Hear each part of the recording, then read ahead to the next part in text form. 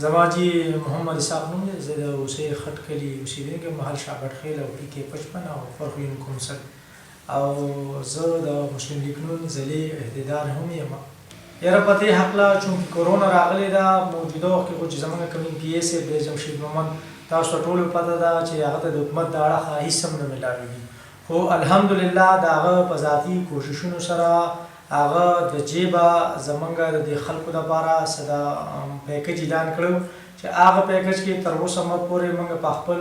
هوسۍ خټ کلي کې او مضافات کې 80 چې کوم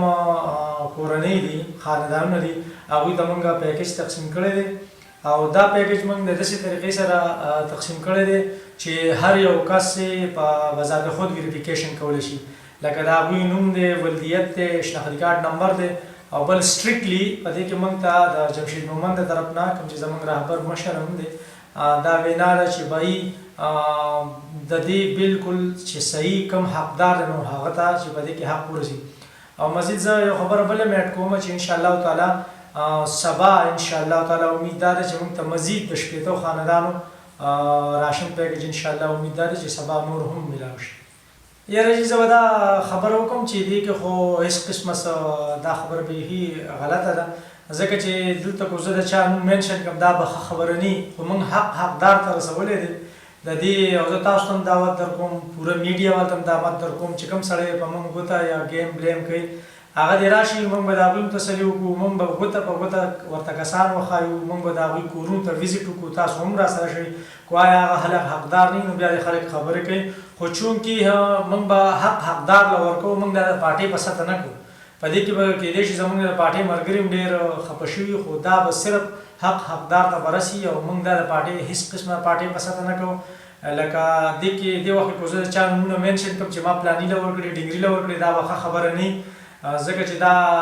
د الله او د هغه د بندیانو زموږ د راز خبره ده، او اصل کې چې کوم زموږ جمشید محمد موږ ته څه هدایت راکړي سټریکټلی موږ هغه فالو کوو، او انشاءالله تعالی داسې هېڅ قسمه خبره نشته دی، او تاسو د دې خبرې ویریفیکیشن کولی شئ. موږ به تاسو یا کوم کسان چې زموږ ناقدین دي هغوی به موږ چې کوم دغه کوي موږ د هغوی تسلي کولو ته تیار یو. یاره جي دلته چې زه به تاسو ته دا ووایم اوس موجوده وخت کې دا چې نوې حلقه بندۍ چې کومې شوې نو دا اوس وي دا زموږ حلقه دا PK 48 کې ده، اوس موږ اورېدلي چې دوباره مرګ شوي، خو هغې کې حکومت دا وایي چې 15 کاله پورې به دا مکمل PK 48 سره وي، او اوس د دې چې کوم موجوده MPA صاحب دی ملک شوکت صاحب هغه د دې موجوده MPA دی، موږ هغه ته هم خواست کوو چې یاره چونکې ستاسو حکومت دی، ستاسو وسایل ډېر دي، ستاسو ورک فورس هم ډېر زیات دي، نو موږ هغوی ته هم خوش آمدید ویو چې یاره زموږ سره چې کومه یا د هغوی په خپله توګه یا د خپل ورکرانو په توګه باندې هغوی هم دغه شانې انیشیټیو والي او د خلکو له پیکج راولېږي، موږ خو نه دي لیدلي چې هغوی سره رالیږلي، او که هغوی سره رالیږلي نو خیر د دې کې تاسو د خلکو نه هم تپوس وکړئ. نو زموږ هغوی ته هم خواست دی چې تاسو د دې علاقې خلکو درله اوږد درکړی دی او د علاقې خلکو ته مشر کړی، نو موږ تاسو ته هم چې دا خواست کوو چې تاسو هم راشئ، او په دې کې چې کومه ناداره خلک دي، کوم غریب مستحق خلک دي، تاسو هم راځئ او د هغوی امداد وکړئ، په خپل مانیټرینګ وکړئ یا د خپل ورکر په سطحه باندې وکړئ، خو چې څه نه څه د غریب سره په دې وخت کې امداد لازمي وشي. د احساس پروګرام حوالې سره ډېر ښه انیشیټیو دی، موږ یې اپریشیټ کوو، موږ چې د حکومت تنقید برای اصلاح به کوو، تنقید برای تنقید به نه کوو، خو په دې کې به زه دا خبره ورته وکړم چې زه د دې چې کوم ذمهوار کسان دي د خپل اوسۍ خټ کلي یا د هغوی چې کوم عهدهداران دي نو زه هغوی چیلنج کوم یې داسې چې را دي چې به زموږ په کلي کې چې د چا شوي دي آیا هغه حقدار دي که نه دي، او آیا حقدار پاتې شوي دي که نه دي، نو موږ دا ویو چې د چا شوي خدای د هغوی نصیب کړي، خو مزید دا مهرباني وکړئ چې کوم حقدار خلک دي نو دا هم په دې نوي لیست کې تاسو ایډ کړئ چې د هغوی هم دادرسي وشي.